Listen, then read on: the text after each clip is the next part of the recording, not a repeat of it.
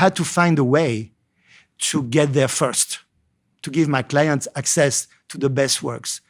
And because I had some exposure at Christie's and people knew me and knew my face, I had to find a way. So the way I found was to hire a makeup artist for me to show up with another face and get fake name and fake face.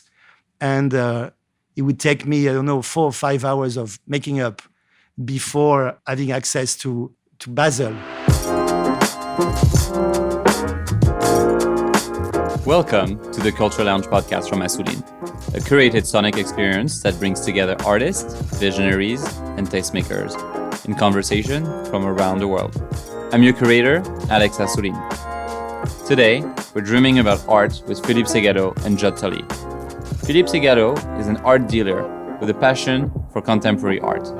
After climbing the ranks at Christie's in New York, becoming the company's international head of contemporary art, Ségalot now runs his own art consultancy firm called Ségalot LP, which focuses on 20th and 21st century art. Judd Tully is an award-winning art critic, journalist, and filmmaker dedicated to covering the art world. His writing has appeared in Art and Auction magazine, where he was the editor at large, as well as publications like the Washington Post and San Francisco Chronicle. And his most recent film, The Mail Goes On Forever, The Art and Times of David Hammond, was nominated for Best Documentary at the Chicago International Film Festival. I can't wait to hear what they have to say. So, let's enter the Culture Lounge. Hi, Judd. It's very nice to be here. We've known each other for a long time, and we're both very devoted, addicted to art, the art world. And it would be great to hear from you, what got you started in art? What did you see, or who talked to you about it when you were a youngster?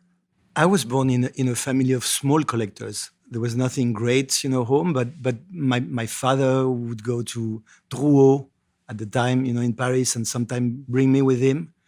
I would go to auctions, and I remember the fragrance or the smell of the auction catalogs, which would arrive home.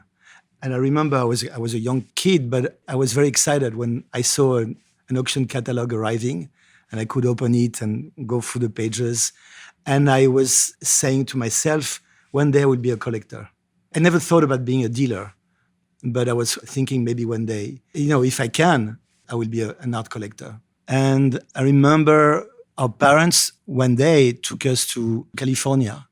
And I remember my first reaction with art was a room with Rothko paintings at Mocha.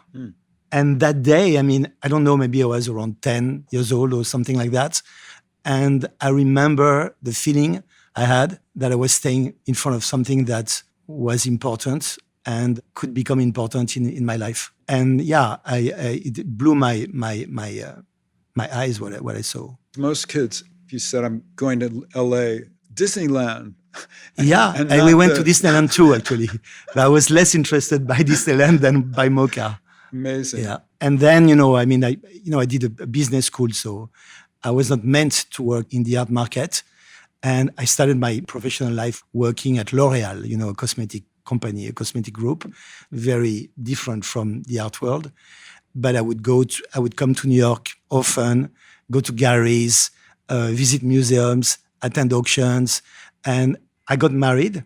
And I remember, when you get married, sometimes you choose the presents on the list. And instead of going to Galerie Lafayette or Le Printemps or Macy's, I chose the Gallery Yvon Lambert in Paris, hoping that everybody would join forces to offer us a work of art. So art was already very, very present in my life.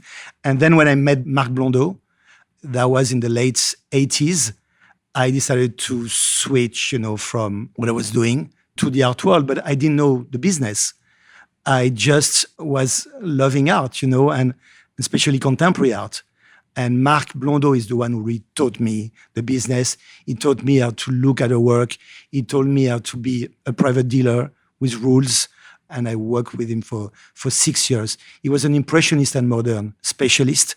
And he was a former director at Sotheby's in Paris.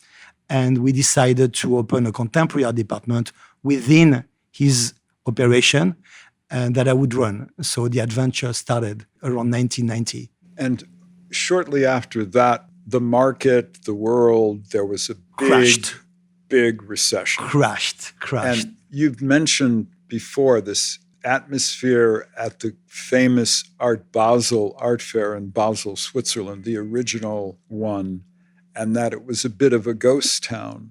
Oh yeah, the market crashed. There was a war between Iraq and Iran and Kuwait. I don't remember, but the market crashed. And afterwards, I realized I was very, very lucky to start in the business at a time like that, where everything was difficult, because you learn more in these times than when everything is easy. Because, I mean, the crash lasted probably 4 or 5 years. There was no transactions, and only a few very daring collectors, like François Pinault, would take advantage of a non-existing market, basically, to build the core of their collection against the trends, against the movement, And actually, I met François Pinault at Marc Blondau's office. He would come to the office to meet with Marc and discuss modern art. And I was the young kid, Before leaving, he would come in my office. He would sit in front of me and we would discuss contemporary art. And I could see his eyes, like shining. And he would become one of the best contemporary art collector. And of course, this is the Pinault who later on took over Christie's and now has the incredible spaces in Venice, in Paris, with his collection. And he played a big role in your He played career. an immense role because he gave me his trust. I was young, very young. I was unexperienced, but he believes in young people who know what they want to do and have convictions. So very quickly, I would represent him in the auctions, in New York, in London. I would buy for him.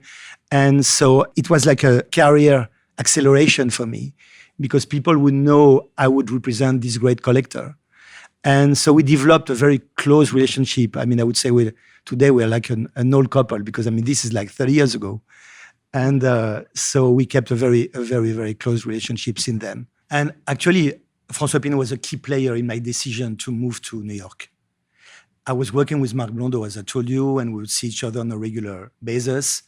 And one day, I was approached by Christie's. And I remember I was actually in Basel, on the booth, with Marc Blondau, when Hugues Joffre called me and told me, listen, can we talk? And say, yeah, there's nobody here. We are so bored. And he said, listen, I'm calling you on behalf of Christopher Birch, who was the then CEO of Christie's. Would you be interested to work with us and run the contemporary department in New York? Wow, that came as a big surprise for me. And came back to Paris. I just had my second daughter. So we had a newborn baby at this time. And I just lost my sister in a car crash. And it was too much, to digest. So I called François Pinault and I told him, listen, I have to make an important decision in my professional life. And I really respect you and what you've done. And I would love to have your feeling about it. And so I told him about Christie's, about New York. And he told me, yeah, you should go. Because, I mean, you are going to develop your expertise. You're going to meet a lot of people. It's going to be very interesting. But I know you, Philippe, you're not the kind of guy who stays in a big structure like that. You're too much of a free spirit. So you'll stay, 2 or 3 years at Christie's. When you're done with Christie's, you and I will do something together. And obviously, as a young man, you cannot dream of a better answer, right? So I took wife and children and we moved to New York. And I started working for Christie's and it was indeed very, very interesting. And one day he called me at 5 o'clock in the morning and he knows I'm not a morning guy. And he told me, I'm sorry, I'm probably waking you up. I said, no, it's okay. No, I know I'm waking you up, but I wanted you to be the first to know because it's going to be announced at the London Stock Exchange in 1 hour. I'm buying Christie's today. I said, wow, that's crazy because nobody knew in the management. No, I'm buying Christie's today. And I remember what I told you 2 years ago. And despite what I told you, I would love you to stay in this company so we can work together, at Christie's for another few years. And I told him, of course, I'll stay 3 more years, which I did actually. at the time you took over that department, it was very sort of much more conservative and much more just blue chip name and less on younger artists, more that would be known in the galleries, but not in this secondary market arena. Right. Contemporary art is a moving concept. What was contemporary 50 years ago is not contemporary anymore today. So I took the opportunity to take over that department, the contemporary art department at Christie's, to move the frontiers of what Christie's considered to be contemporary art from the 1940s, from the post-war period, to the 1960s, starting with pop art, which is really when American, actually, contemporary art explodes, in terms of creation. And this change allowed me to put forward in the major evening sales in New York or London or LA, to put forward, to give light to artists, younger artists, who have never been on the foreground before. And I'm thinking of Jeff Koons, of Cindy Sherman, of Charlie Ray, of Bob Gober, who had always been offered in day sales, but were never given the light of the exposure of the evening sales, and even less of the evening sale catalog covers. So that change helped actually really pushing or actually boosting the contemporary art market.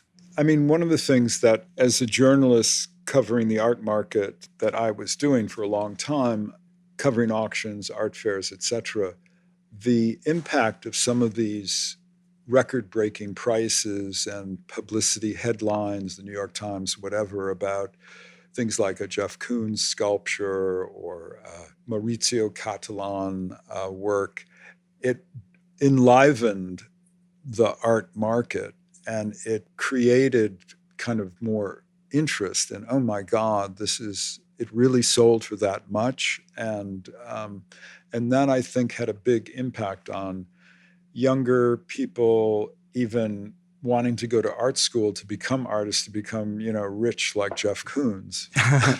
and your role over time in terms of influencing the markets of living artists primarily, I mean, not just, but living artists, leads me to wonder how that your taste, your interest in certain artists has changed as well over time. Listen, we tried to bring, at the time, we started as a very small department, because the market for contemporary art was not that developed, when I started.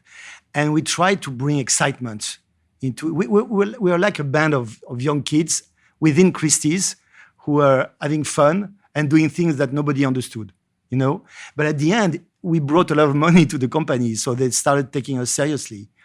And today, the contemporary department generates much more money than the Impressionist and Modern department in the auction houses. So we tried to bring excitement, and we could with contemporary art because the artists were alive, because the art was challenging.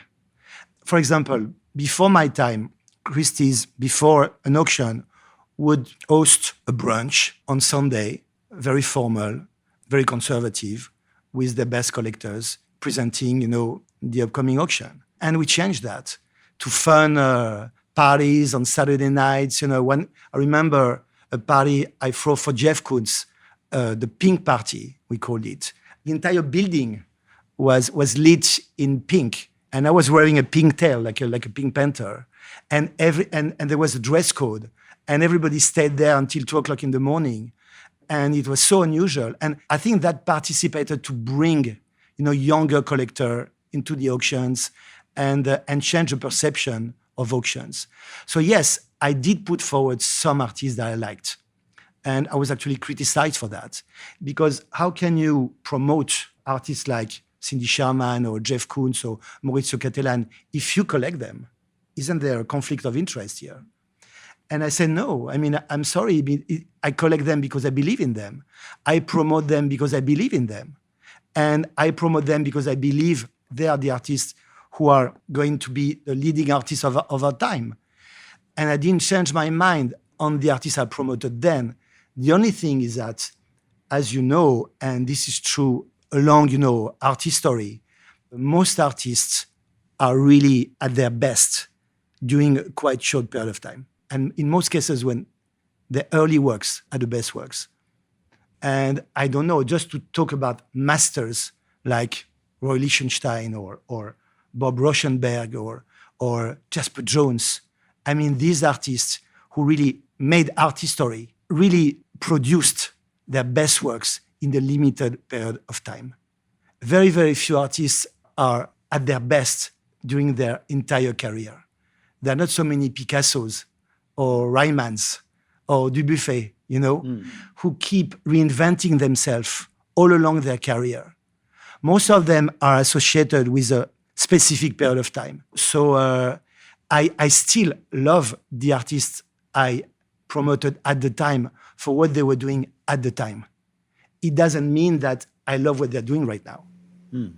Interesting.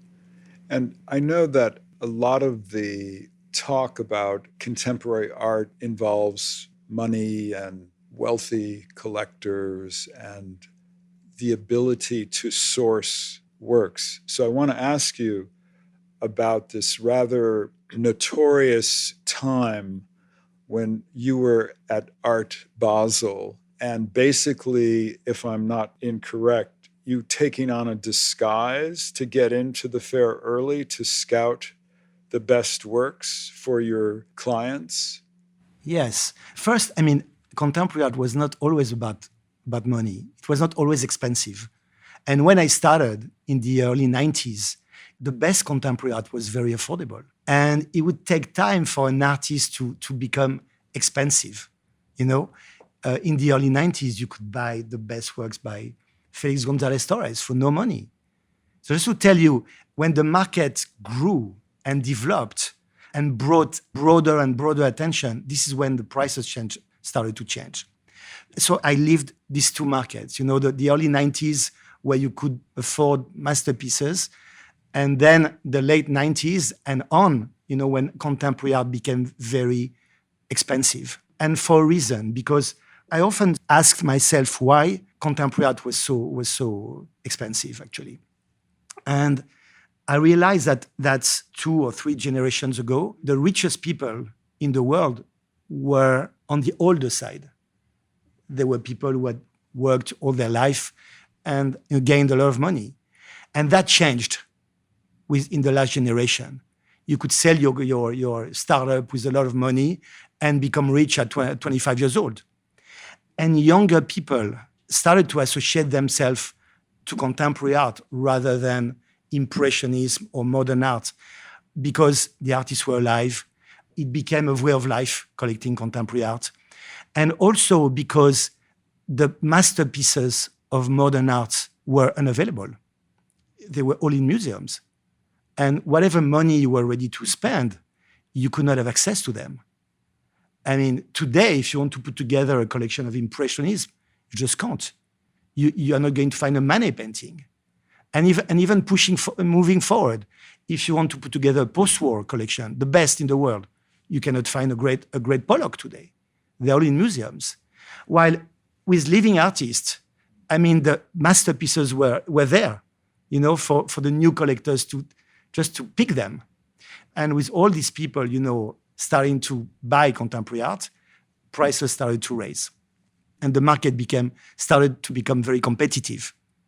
And my job was to give access to my clients to the best works, which was easy in the early 90s, but it became very, very difficult in the late 90s and in the following years. And art fairs were very important at the time and very exciting because you would go to an art fair like Basel, which is the best art fair in the world, not knowing what you were going to see there. Today, things have changed because galleries will email you the previews of their booths, so you will know in advance what to expect. But at the time, you were pushing the door of an art fair, and you didn't know what you were going to see. And so I had to find a way to get there first, to give my clients access to the best works. And because I had some exposure at Christie's, and people knew me and knew my face, I had to find a way. So the way I found was to hire a makeup artist for me to show up with another face.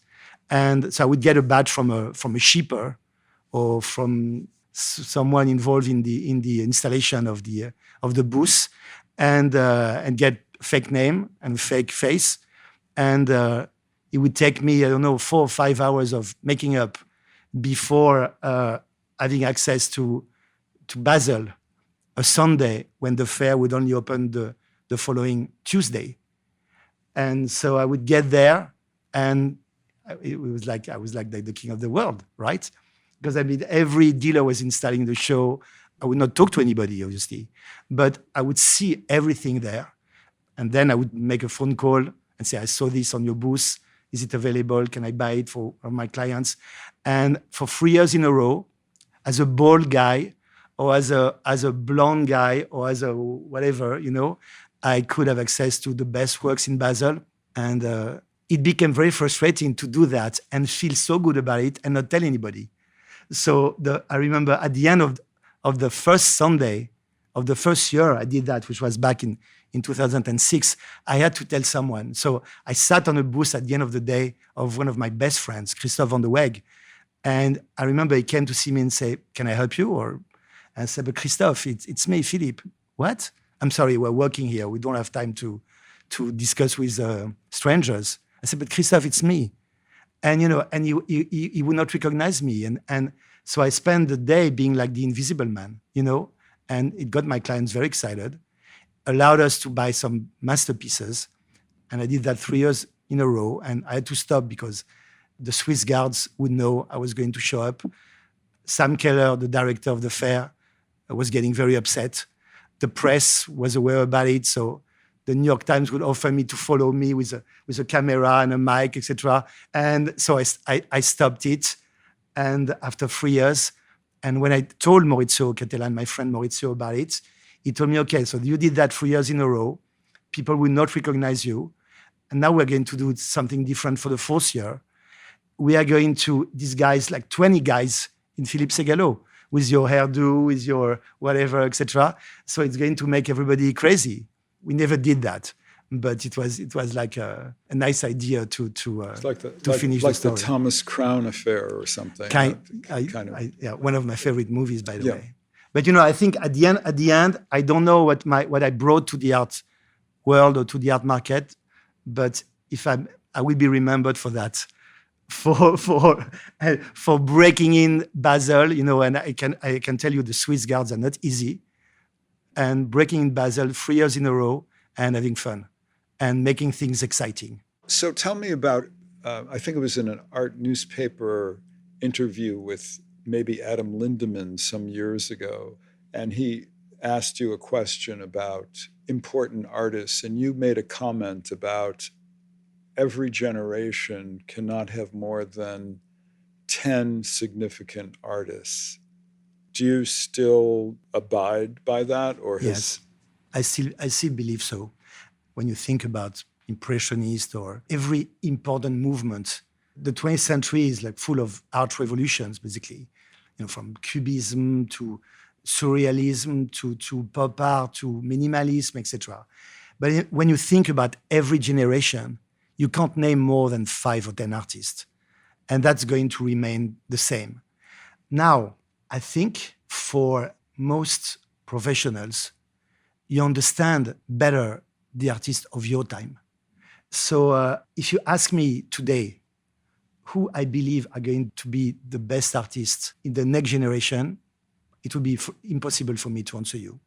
Because maybe I don't understand today's art as well as I did with art of my generation. And I think that's the way it should be, to pass it to the next generation of dealers, of curators, of et cetera, to discover, promote the next generations. I enjoy also giving some conferences, you know, in schools or helping some younger professionals who are starting in the business. So I enjoy doing that, and I think it's my responsibility and privilege to be able to do that. This was great, Philippe. Thank you. And it was fun to have an exchange. It was my pleasure. And we have known each other for a long time, Judd. And we don't see each other a lot. And I've spent most of my time in Europe now. So it was an opportunity for me to catch up with you and It was very nice on my side.